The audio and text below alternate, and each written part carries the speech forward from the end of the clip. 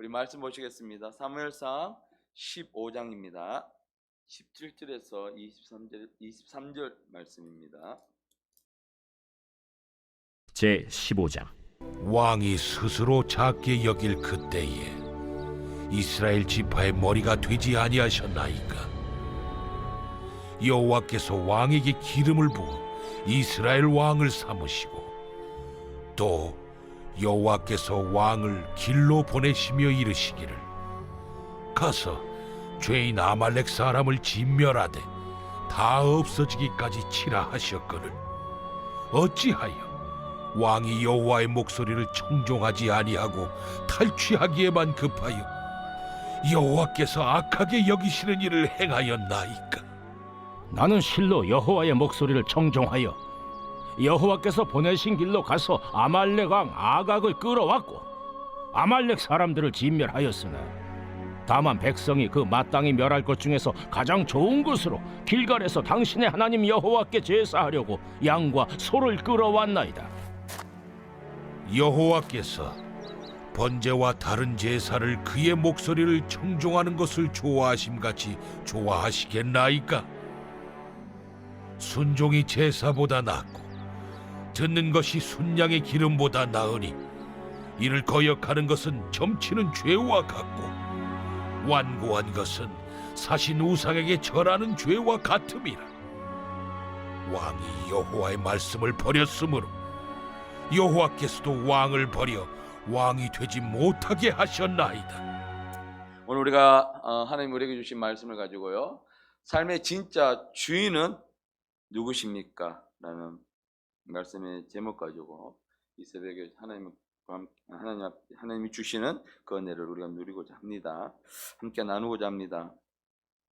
자, 오늘 우리 사무엘상에서요, 이스라엘 백성들이 이제 그 사무엘이 나이도 많았고 또 그 사무엘의 아들들이 하나님 보시기에 합당하게 행하지 못함을 백성들이 보고 나서 모든 장로들이 모여서 사무엘에게 나옵니다. 나와서 뭘 청하느냐 그러면, 그동안에는요 하나님이 이스라엘 다스리는 신정, 그렇죠, 하나님의 신정 정치가 진행되었습니다. 사사들을 보내어줘서 하나님 말씀을 주시고 이스라엘을 다스렸는데, 이스라엘 백성들이 가만히 보니까 우리 지도자인 이제 사무엘이 나이도 많이 늙었고 해서 우리에게도 왕이 있었으면 좋겠다. 이웃나라들이 다 보니까 왕이 있는데 너무나 다 나라들이 다 통치가 되고 다스려지니까 우리에게도 이 왕을 달라고 요구를 합니다. 사무엘은 그 백성들의 마음을, 그 속내를 너무나 잘 알기 때문에 기뻐하지 않았습니다. 그래서 그 문제를 가지고 하나님께, 이스라엘 왕이신 하나님께 와서 기도합니다. 그래서 우리가 읽지는 못했지만 8장 5절 말씀에 그에게 이르되 보소서 당신은 늙었고 당신의 아들들은 당신의 행위를 따르지 아니하고 모든 나라와 같이 우리에게 왕을 세워 우리를 다스리게 하소서라고 이 이스라엘 모든 장로들이요, 대표해서 와서 이렇게 이야기를 합니다. 당신이 늙었다. 그러니까 이 사무엘을 버린 것은 뭐냐면, 하나님의 사람 사무엘을 버린 것은 하나님을 버린 것이죠. 그런데 이스라엘 백성들은 그게 얼마나 위험한 행동이고 큰 죄인지를 그들은 깨닫지 못했어요. 그냥 그들의 눈에 보이기에 이제는 우리 눈에 보이는 왕이 우리를 좀 다스렸으면 좋겠다. 그래서 모든 나라와 같이, 그러니까 주변의 나라들 보니까 그렇게 왕이 세워져서 다스리니까 우리도 그냥 제대로 된 나라가 되어져서 우리가 보기에 우리를 다스리게 하소서라고 그렇게 요구를 합니다. 그러니까 백성들이 이 목소리를 들으니까 사무엘은 이제 백성들이 이제 나를 신뢰하지 않는구나. 그러니까 마음에 상함이 있었겠죠. 그런데 진짜 위험한 문제는 사람들이 하나님을 신뢰하지 못하고 하나님을 믿지 못하는 데 있었다는 것입니다. 그동안 모든 것 가운데 하나님께서 이스라엘 나라에 강력한 나라들이 많이 옆에 보면 강대국들이 많이 있거든요. 그 가운데서 이 작은 나라 이스라엘을 지켜주신 것이 하나님의 은혜임에도 늘 우리가 좋은 것이 있으면 그 소중함을 느끼지 못하는 것처럼 늘 그렇게 하나님이 지켜주셨으니까 늘 이 나라 백성들은 그렇게 이스라엘 나라가 지켜줄 것이라고 생각을 했습니다. 그래서 사무엘이 그렇게 기도하니까 7절에 8장 7절에 여호와께서 사무엘에게 이렇게 말씀하시죠. 그들이 너를 버린 것이 아니야. 너를 버린 것이 아니고 그들이 버린 것은 바로 나야. 우리가 삶 속에서요. 그래서 그들이 자기 왕이 되지 못하게 하였다. 그래서 이때에 이제 하나님이 이스라엘을 다스리는 직접적인 이 신정 정치가 마감하게 되면서 이때 이후부터 이스라엘 나라가 어떻게 됩니까? 요동치게 되죠.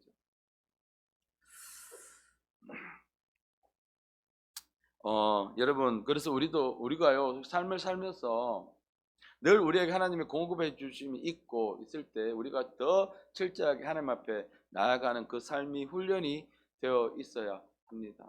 우리가 때로는 나는 하나님을 믿고 있다고 하지만 이렇게 내가 행동이나 말로 통해서 하나님을 버리는 경우가 있을 수 있습니다. 이건 우리 정말 잘 분별해야 됩니다. 진짜 우리의 삶의 왕은 이 나라를 우리가 보기에 다스리는 대통령이 있고 국회의원들이 있지만 진짜 이 나라를 다스리고 진짜 나의 삶을 다스리시는 분은 우리의 왕이신 예수 그리스도.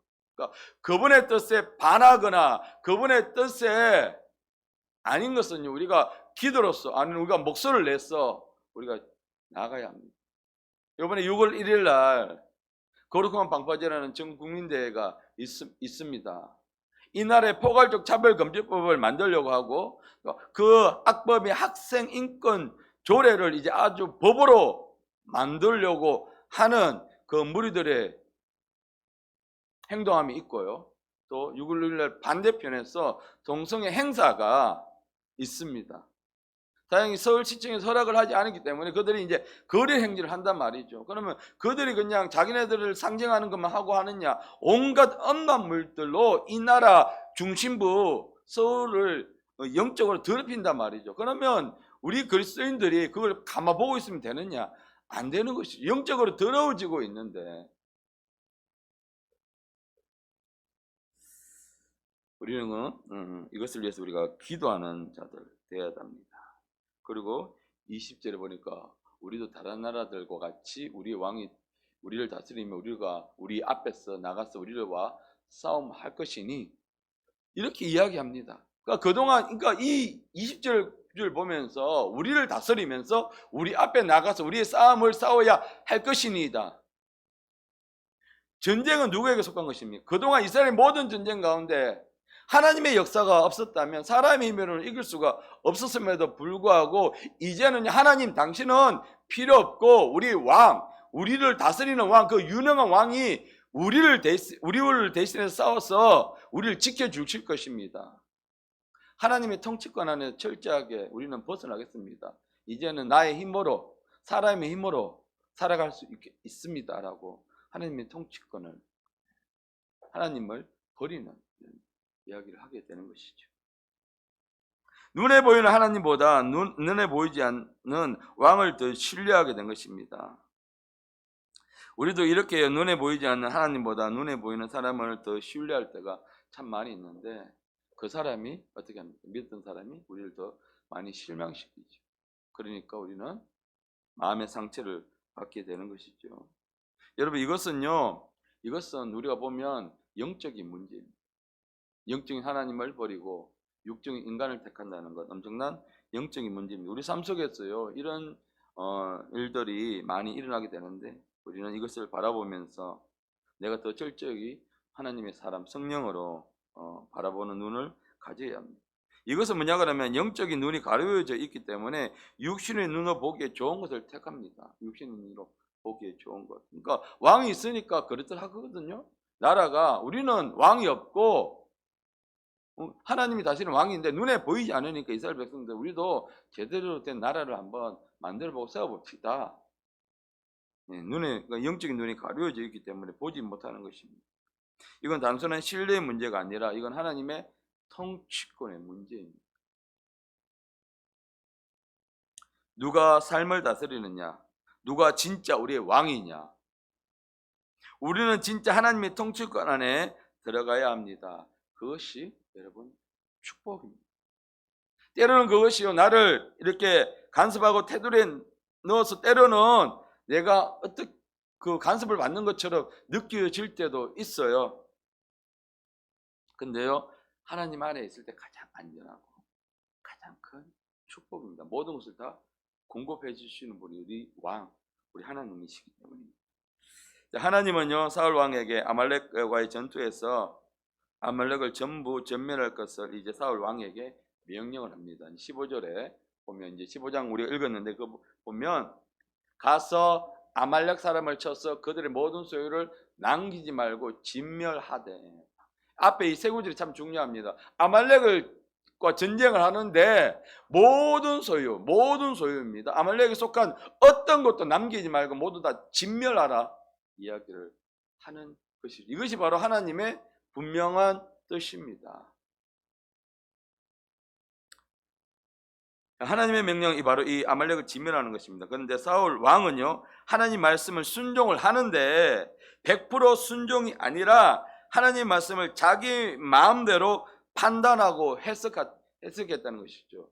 우리가 여기서 신앙생활 하는데 큰 잘못을 범하는 경우가 여기 있습니다. 하나님 말씀이 주어졌으면 상황과 여건을 보고 고려해서 하는 것이 아니라 그 말씀을 100% 내가 순종하며 나가는 거예요. 우리는 하나님 말씀을 받으면 내가 지금 할 수 있을까? 내 형편이 이걸 할 수 있을까? 감당할 수 있을까? 그것을 먼저 판단해요. 우리 사울 왕처럼. 그러니까 우리 삶 속에서 하나님의 뜻이 100% 일어나지 않는 겁니다. 순종을 해요. 억지로 상황과 판단을 보고 순종을 하는데 그것이 하나님 말씀을 100% 순종하는 것이 아니라 내 뜻대로 내 생각이 들어가서 그것이 왜곡된다는 것이죠. 그러면서 15장 8절 말씀에 사울이 한 것을 한번 보시길 바랍니다.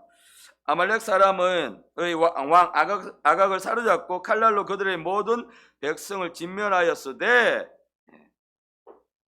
사울과 백성이 아각과 그의 양과 소와 가장 좋은 것 또는 기름진 것과 어린 양과 모든 좋은 것을 남기고 진멸하기를 즐겨하지 아니하고 가치 없고 하찮은 것을 진멸하였습니다. 그러니까 순종을 했어요. 사울 왕이 아말렉과 전쟁에서 순종을 했는데 아까 하나님께서는요 뭘 하라고 하냐면 그들의 모든 소유를 남기지 말라고 그랬습니다. 하나님의 말씀은요. 그런데 사울은 어떻게 했습니까? 하긴 했는데 그 모든 백성을 진멸했는데 누가 사로잡혀져 있어요? 아각 왕. 그 사람이 살려져 있잖아요. 죽여라 그랬거든요. 진멸하라는 것은 죽여버리라, 없애버리라는 거예요. 그러면서 구절에 보니까 왜 그렇게 했느냐 보니까 내가 보기에, 백성들이 보기에 좋은 것들은 남기고 좋지 않은 것들은 모두 진멸했다. 앞에 보면 하나님께서 야 보기에 좋은 것들 남겨서 너희를 가져라고 하지 않았습니다. 상황과 현실을 보고 판단하지 말고 그냥 하나님 말씀을 100% 우리는 순종하며 나가야 합니다. 가당 길이 막힌다 할지라도 그 길을 뚫어주시는 분 우리 하나님이십니다. 그러면 우리는 어떻게 해야 합니까? 우리가 우리의 생각대로 판단하지 말고 가치가 있든 가치가 없든 하나님 말씀하시면 그것이 진멸하라 그러면 그것을 하라 그러면 우리는 해야 하는 것입니다. 그런데 사울 왕은 자기 뜻대로 하나님의 명령을 해석하고 이를 처리를 했습니다. 우리가 이런 실수를 많이 범합니다. 저도 마찬가지입니다. 하나님 말씀이 주어졌을 때 어떤 일이 있을 때 먼저 여건과 상황을 보면서 이 부분은 이렇게 좀 하면 더 수월하겠다. 그런데 그 일에 대한 대가는 우리가 져야 합니다. 하나님이 하라고 했으면 하나님이 책임지는 것입니다. 그 일에 어려움이 생기고 힘든 일이 생길 때에 더 하나님을 의지할 수 있기 때문에 하나님의 책임이 있기 때문에요. 그런데 한번 보시기 바랍니다. 사울은 하나님의 명령보다 자기 생각을 더 중요하게 생각했습니다. 왜? 자기가 왕이니까요. 내가 이스라엘 다스리고 있는 왕이니까 충분히 그럴 수 있지 않냐. 그래서 결국 이건 통치권의 문제입니다. 하나님의 통치권에 철저히 있었다면 사울은 이렇게 생각하지 못했을 것입니다. 백성들은 이렇게 판단하지 못했을 것입니다. 하나님의 통치권, 하나님의 나라에 속해 있는 것이 얼마나 우리 삶 속에 중요한가. 많은 성도들이 하나님의 통치권, 하나님의 나라 속히 임하여 주시옵소서, 확장하여 주시옵소서라고 기도하고 우리가 찬양을 하지만 실질적으로 하나님의 통치권 안에 우리 삶을 집어넣느냐? 그렇지 못하고 있다는 것입니다. 내 생각대로 판단하고 내 생각대로 하나님의 일을 한다는 것.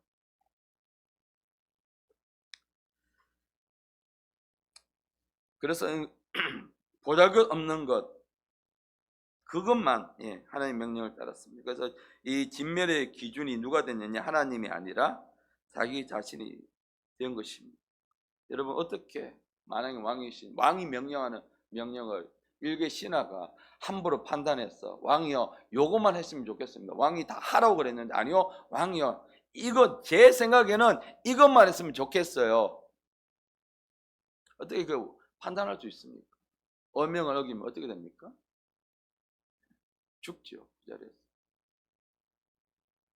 차명에 처하게 되는 것이죠. 우리나라에도 임금이 욕심으로 자기 어명을 내리던 뭐 어떤 일이 있든 어명이 떨어지게 되면 그거는 그 신하는 목숨을 걸고 그것을 행해야 되겠죠.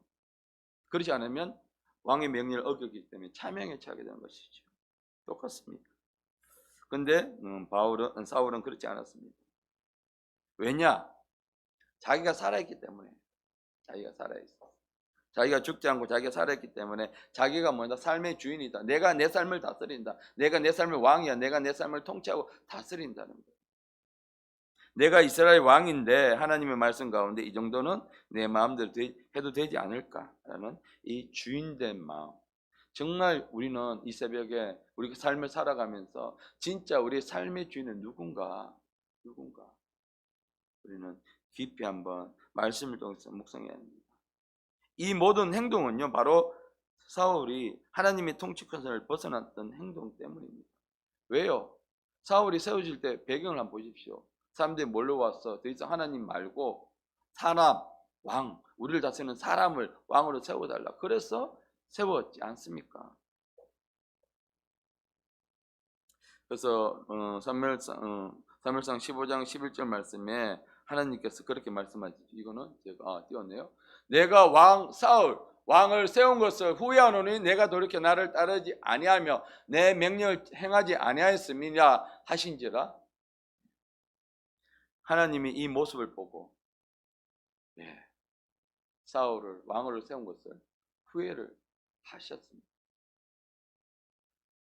왜냐면요, 두 가지가 너무 잘 말씀하십니다. 그가 돌이켜서 나를 따르지 아니하였다. 하나님을 따르지 않았다. 하나님의 통치권에서 벗어났다는 거예요. 그리고 두 번째는 뭡니까? 내 명령을 행하지 않았다. 이 모든 것이 다 어디에 속합니까? 하나님의 통치권 안에 속하고요. 또 내가 주인이 되었기 때문에 내 마음대로 행동을 한다. 그래서 이 두 가지 때문에 결국 하나님은요, 사울을 이스라엘의 왕에 세운 것을 후회하시게 되신 것입니다. 그래서 하나님의 통치권 안에서 통치에서 벗어난 사울은요, 하나님을 더 이상 다스릴 수가, 하나님께서 그를 더 이상 다스릴 수가 없었습니다. 여러분, 그런 사람을요, 하나님 나라의 왕으로 계속해서 하나님은 세울 수가 없었습니다. 왜요? 하나님의 통치권에 벗어났는데요, 하나님 나라의 왕으로 세웠다가 자기 행동으로 자기 마음대로 다스릴 게 분명한데요. 그래서 하나님은 결국 사울을 버리셨습니다. 여러분, 결국 여기 보면 하나님께 버림받게 된 사울은요, 자기 자신의 이런 행동들 때문에 하나님 앞에 버림받게 된 것입니다. 여러분, 성경에도 많은 사람들이 하나님과 열심히 교통을 하고 교제를 나누다가 어느 순간 하나님이 그와 잠잠하게 어떤 이야기도 하지 않는 경우가 있죠. 특히 아브라함을 보게 되면 하나님이 아브라함을 이끌어서 정말 이스라엘을 하나님 나라 이스라엘 나라를 세우기 위해서 그를 불러냈지만 그 과정 가운데 자기 생각, 자기 뜻대로 내가 아들을 주겠다, 이 아들이 내 속에서 난 이 아들이 너의 미래가 될 것이다. 후손이 될 것이다. 라고 했음에도 불구하고 그는 자기 뜻대로 인간적인 방법을 택하면서 오랫동안 하나님과의 단절의 시간 가졌지요. 여기도 마찬가지입니다.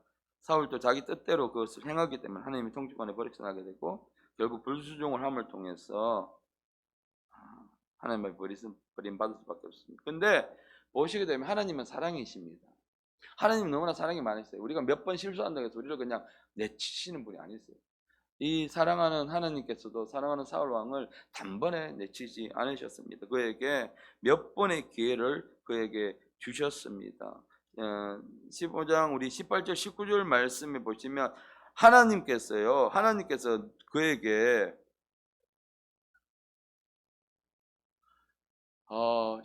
말씀을 보시면 여호와께서 왕을 길러 보내시며 이르시기를 가서 죄인 아말렉 사람을 진멸하되 다 없어지기까지 치라 하셨거늘 어찌하여 왕이 여호와의 목소리를 청종하지 아니하시고 탈취하기만 급급하여 여호와께서 악하게 여기시는 일을 행하셨나이까. 사울의 행동을 보게 되면 단번에 하나님께서 사울을 죽일 수도 있었어요. 그런데 하나님은 사랑하셔서 그 사무엘, 하나님의 종 사무엘을 사울 왕에게 보내셔서 내 잘못이 무엇인가를 가르쳐 주십니다. 깨달을 수 있도록 말씀해 주신다는 것이죠. 그래서 네가 어떤 잘못을 했는지 한번 봐라고 하면서 사울의 입을 통해 하나님이 말씀을 주세요.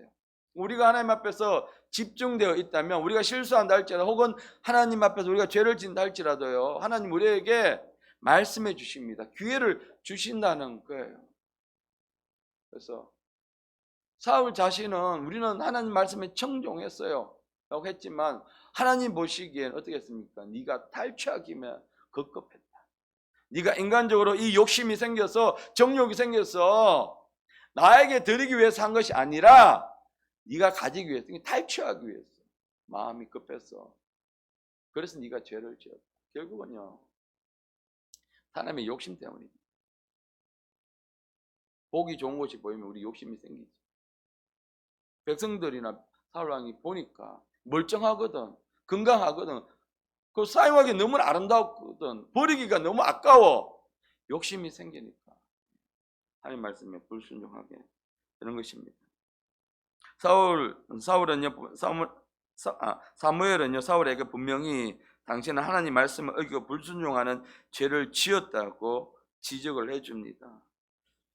그래서 하나님은 사울에게 회개할 수 있는 기회를 다시 한 번 더 주신 것입니다.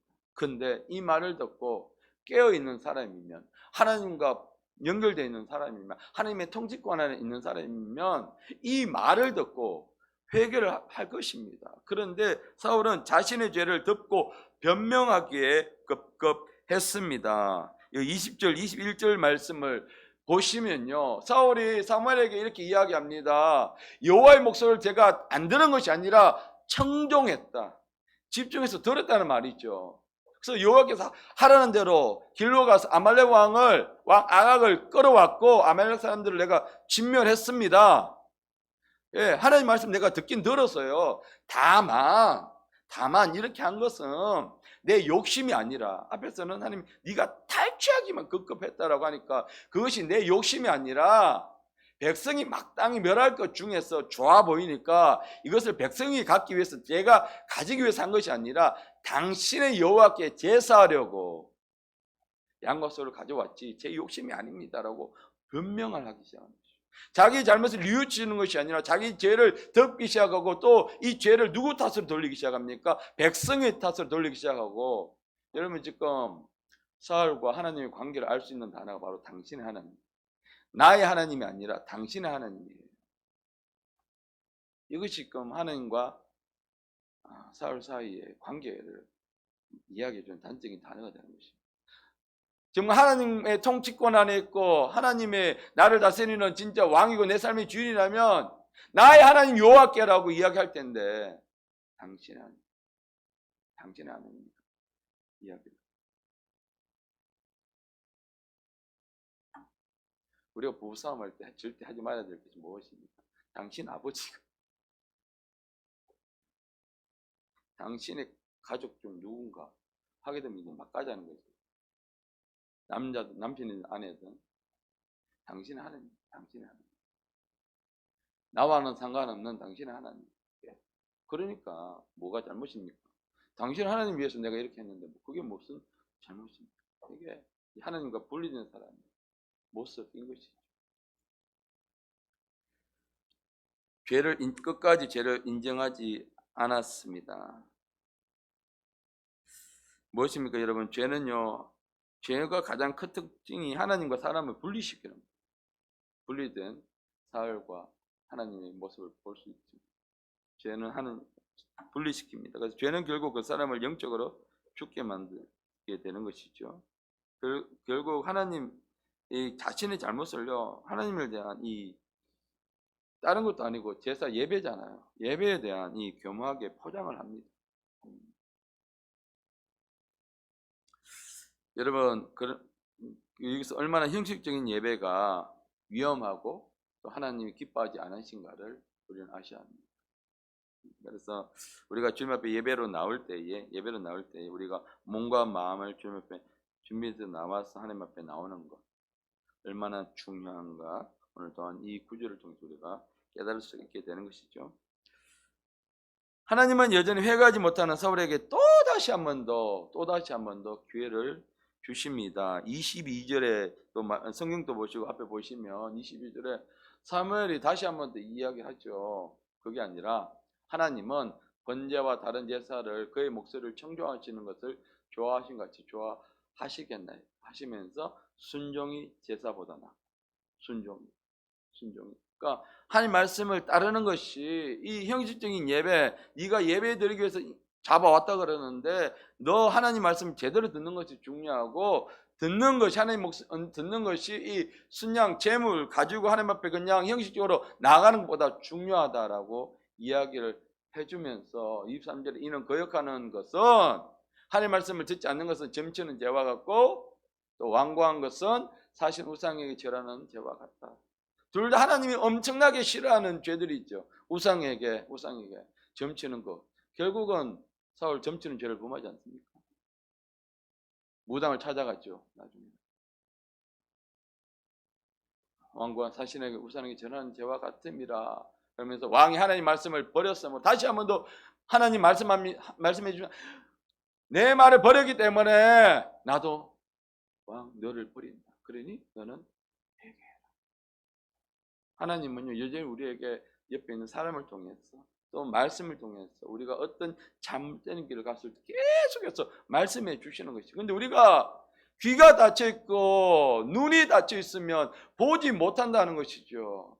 그러니까 결국 우리는 그 목소리를 듣지 못하고 그렇게 이야기해 주는 사람을 더 비난하거나 관계를 단절시켜 버리고 그를 하게 되는데, 정말 하나님과 연결되어 있다면 우리에게 아픈 소리가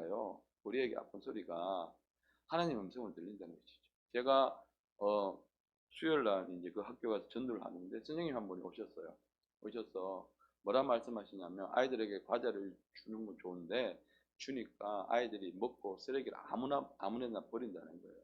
그래서 학교가 이것을 좀 더 심각하게 생각하고 있다, 이렇게 이야기를 해주셨어요. 항상 저도 염려했던 부분이거든요. 그러면서 그분이 말씀하시기를 저도 믿는 사람이고 저도 교인인데, 그러니까 한편으로는 제가 인간적으로 들었을 때 조금 언짢았어요. 그런데 그게 다시 한번 생각한 게 하나님 음성을 들리는 거예요. 계속 이대로 나가다가는 학교에서 정말 그 쓰레기가 골칫거리가 되게 되면 못하게 만들게 되는 것이잖아요. 그래서 그렇구나. 이 방법을 기도하면서 강구를 해야 되겠구나. 하나님이 이 방법대로 이 방법이 좀 더 개선될 방법이 필요하다. 전도하는데도 지혜가 필요하다는 것을 하나님께서 깨닫게 그 선생님을 통해서 그 음성을 제게 들려주신 것이죠. 그러면 하나님 어떻게 하면 좋겠습니까? 이제 기도를 하고 방법을 구해야 되겠죠. 만약 계속 그 음성을 내가 듣 못하고 차단해버리고 그랬더라면 결국은 또 그런 전도의 길이 막힐 수가 있게 되는 것이죠. 그래서 우리가 하나님의 음성을 일상에서 잘 구별하는 것, 그래서 항상 우리 하나님과 연결되어 있을 때만 가능하다는 것입니다. 여러분, 우리는요 이스라엘 왕 중에 사울과 다윗에 대해서 많이 비교를 합니다. 오늘도요 사울과 다윗은 똑같이 죄를 지었습니다. 그 죄의 가볍고 중함이 하나님 앞에는 없습니다. 근데 다윗은 사울과 달랐다는 것이죠. 오늘 이렇게 말씀하시면서 24절에 사울이 계속해서 진짜 회개를 했으면 좋은데 어떻게 하냐면 그 이야기를 듣고 나서 내가 범죄하였습니다라고 회개하는 같이 보이지만 또 핑계를 대는 것이죠. 내가 백성을 두려워하였어. 내가 하나님 말씀을 내가 욕심으로 듣지 못한 것이 아니라 백성들이 그렇게 하고 백성들의 목소리가 두려우니까 제가 그 말을 들었을 뿐이지 라고 다시 한 번 더 변명을 하기 시작하는 것입니다. 그러니까 자신의 불순종이 이유가 바로 백성에게 있다. 나에게 있지 않다. 과연 우리는 세상을 살아가면서 누구를 더 두려워해야 됩니까? 누구의 목소리에 더 귀를 기울여야 됩니까? 옆에 있는 사람들의 목소리에? 아니면 살아계신 하나님의 목소리에 우리는 더 귀를 기울여야 됩니다. 우리가 이론적인 아닌 정말 실제 삶을 통해서요, 신앙적인 통해서 정말 하나님을 두려워하고 하나님의 목소리에 우리는 귀를 기울여야 한다는 것입니다. 네. 여러분 다윗의 죄도 여러분 너무 잘 알고 있지요.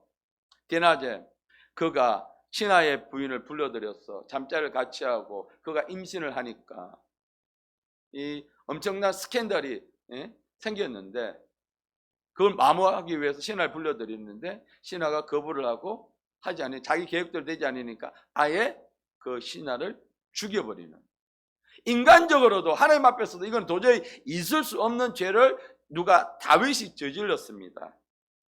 그런데 하나님은요 역시 사랑의 하나님이시라 그에게 하나님의 사람을 보내지요. 그래서 사무엘상 12장 1절 말씀에 하나님의 사람 나단을 다윗에게 보내서 그의 죄를 이야기합니다. 그러면 9절에 그런데 어찌하여 내가 여호와의 말씀을 없인 여기고 나보기에 악을 행하였냐? 내가 칼로 햇사람 우리아를 치되 암몬 자손의 칼로 죽이고 그의 아내를 빼앗아 내 아내로 삼았도다. 정확하게 네 죄가 무엇인가를 이야기를 해줍니다. 그때 다윗의 반응은 어땠습니까? 네. 다윗은 그 말을 듣고 적시로 내가 여호와께 범죄하였습니다 라고 고백하고 그와 관계 통해서 태어났던 그 아이가 결국 죽게 된다는 그걸 듣고 그때까지 이제 하나님 앞에서 금식하며 아이를 살려달라고 기도를 하게 되죠. 이 모습을 통해서 그러면서 하나님은 다윗을 인정하고 다윗의 그 후손을 통해서 예수 그리스도라는 그 메시아가 그 가문에서 태어나게 만드는 엄청난 영광의 자리에 다윗이 있게 되죠. 그런데 사울은 어떻게 됩니까? 결국은 그는 나중에 스스로 목숨을 끊게 되는 아주 비참한, 똑같이 하나님 앞에 범죄한 이 두 왕의 결과의 차이는 무엇입니까? 진짜 삶의 주인이 누군가? 우리 이 땅에 살아가면서 죄를 안 지을 수가 없어요. 목사라고 오래 신앙생활 했던 사람이라고. 그런데요 우리가 그 죄를 어떻게 처리하느냐, 내가 하나님의 통치권 안에 매일매일 삶 속에서 살아가느냐, 완전히 삶의 결과가 달라진다는 것입니다. 이것이 바로 사울과 다윗 왕의 차이인 것입니다. 똑같이 하나님의 말씀을 버렸고 죄를 지었지만 사울은 변명하게 바빴고 다윗은 철저하게 하나님 앞에서 회개를 했습니다. 이 차이가 무엇입니까? 하나님의 통치권에 있느냐 아니면 통치권 밖에서 내가 내 삶의 주인으로 살아가느냐, 그 차이인 것입니다. 신약에서도 마찬가지죠. 베드로와 그리고 가룟 유다 둘 다 예수님을 배신했습니다. 그런데 한 사람은 회개를 함을 통해서 예수 그리스도의 제자로서 정의의 삶을 살아가고 한 사람은 자살하는 그 삶을 택했습니다. 이것이 무엇입니까? 바로 하나님의 통치권 안에 있는 사람과 자신이 주인 되어 살아가는 사람의 특징인 것입니다. 가룟 유다에게도 기회는 있었습니다. 그가 회개하고 예수께 돌아갔다면 그런데 그는 자기 삶을 자기가 살았기 때문에, 자기가 주인되어 살았기 때문에 극단적인 선택을 할 수밖에 없습니다. 그래서 극단적인 선택을 하는 사람들, 특히 연예인들, 특히 기독교인 연예인들 보게 되면 잘 보셔야 합니다. 자기가 주인이니까 내 생명을 나는 끝장내고 이 괴로운 세상을 나는 마무리하고 싶어. 이게 뭡니까? 하나님의 통치권이 아니라 그걸 모르기 때문에, 내 삶의 주인이 내가 되어 살아가기 때문에 생명도 내가 함부로 처리할 수 있다고 생각하기 때문인 것이죠. 자, 죄는요 하나님과 사람을 분리시킨다 그랬죠. 그 죄를 회개하면 다시 하나님의 통치권 안으로 들어갈 수 있습니다. 근데 그 죄는요 오직 예수 그리스도의 보혈로만이 우리가 가능합니다. 오늘도 여러분 예수 그리스도의 보혈을 우리 삶에 뿌리시고요. 오늘 우리는 사울 왕이 하나님에 의해서 기름 부음 받았지만 결국 버림을 받을 수밖에 없었던 이유는 자신이 주인 되어 사는 삶을 살았기 때문입니다. 그래서 여러분 사울 왕의 모습을 통해서 우리 삶의 진짜 주인이 누구신가를 우리가 한번 점검하고 살펴보시면서 내가 주인이 되었다면 철저히 회개하고 또 하나님의 통치권에 들어가서 오늘 또 하나님이 나를 다스리시고 나를 이끄시는 삶의 그 축복을 누리시는 삶을 살아가는 제자국의 모든 성도님들이 되시길 예수 그리스도의 이름으로 축원합니다.